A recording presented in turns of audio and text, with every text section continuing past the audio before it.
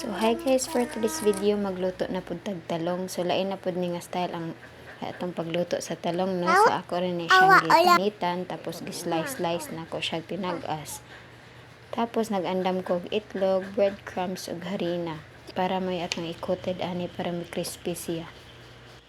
So pagkahuman ako og panit niya, ako la siyang himulag suka, gamay ug tubig para di siya maulagom.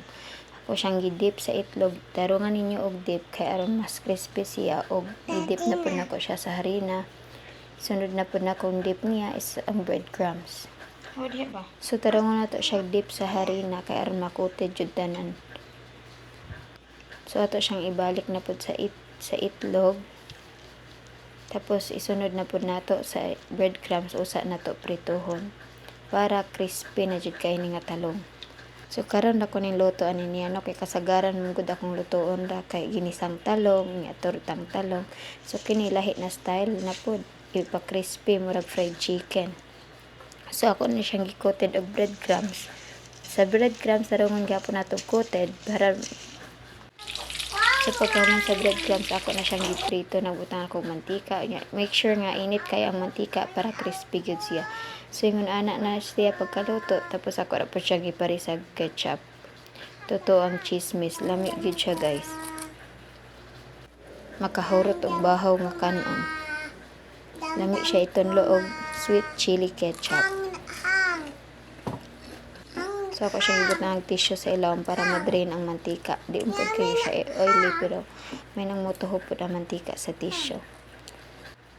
So naghimo day may kimchi no, nya amo ning siyang ibaligya na. Kada kaon ba naman ako na kimchi? Kay lami man sagud siya ipare sa bisan unsang sudan. Pwede ra pud ka magsudan kanon rag kimchi, okay na kaayo. So ako na ni siyang giripak kay basin di ni maabtag ugma mahurot na ni dayon. Ambot bitaw og nganong lami kayo ning kimchi. So ako na siyang gitimbang, so na 540 grams na ni siya kay ang kanang sudlanan 40 grams na siya. So kini nga yung ani nga container 200 ni siya, 500 grams na ang sulod. So kung gusto mo order, DM ra ko ninyo. Di ba lami kayo ang kimchi o.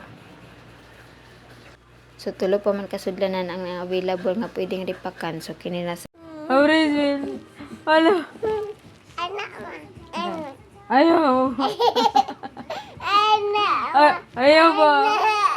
Hala. Uy. Prisu. Prisu. Hala. So sa panihapon talong again, so lahion na po natagluto kay murag sige na tagtalong ani kay daghan sila stock nga talong. Bitaw salamat sa Dios sa kapatid nga hatag og talong daghan kaayo nga lahi-lahion na natagluto karon di ta mapulan.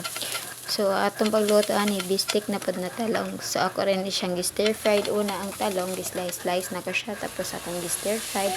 Pagkahuman nag-slice kog sibuyas, nga ahos, tapos gibutang na tubig, oyster sauce ug calamansi juice, tapos gibutang na dayon nakaon talong. So gipabukal na nako kadiyot igor apod maluto ang talong. So pagkahuman ana ready na ang atong talong para panihapon.